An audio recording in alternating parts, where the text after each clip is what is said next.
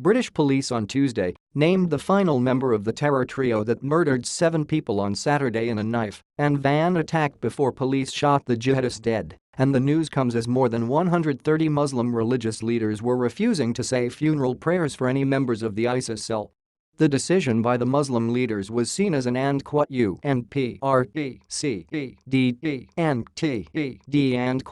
move because the funeral ritual is typically performed on a deceased Muslim, no matter the person and APO's past actions.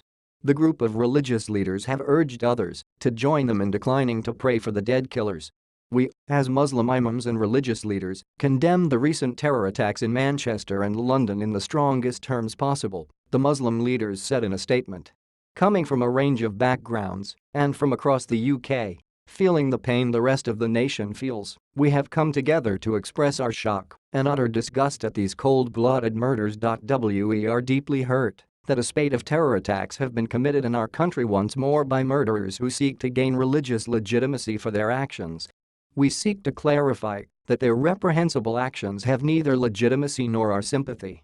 U.S. Secretary of State Rex Tillerson applauded the move. He said he was encouraged by the imams and said that the decision means "THEY and APOs re-condemning their SOULs since the funeral prayer asks for forgiveness of the dead. And that is what has to be done," he said. Youssef Zagba, a Moroccan-born Italian man, was identified Tuesday morning as the final member of the trio that descended upon the London Bridge on Saturday. Mac Chishti, the Metropolitan Police Commander of Engagement, said, according to The Guardian, that it is time for Muslims to counter the scourge of terrorism, extremism and hatred that we have in our communities at present.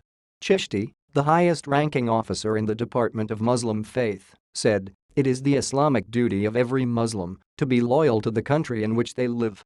We are now asking questions to understand how extremism and hatred has taken hold within some elements of our own communities."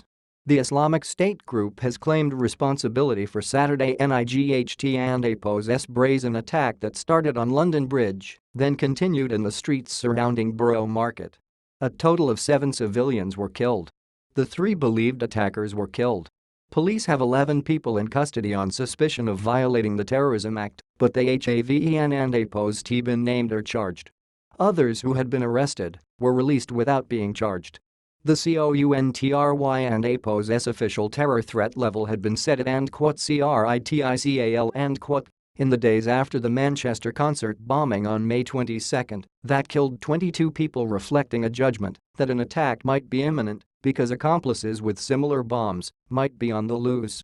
London Mayor Sadiq Khan, who is Muslim, wrote in the London Evening Standard, "Along with the overwhelming majority of the Muslim population, I am disgusted by this act. I want to send a crystal clear message around the world. The sick and wicked ideology of these evil extremists is no form of Islam that I recognize.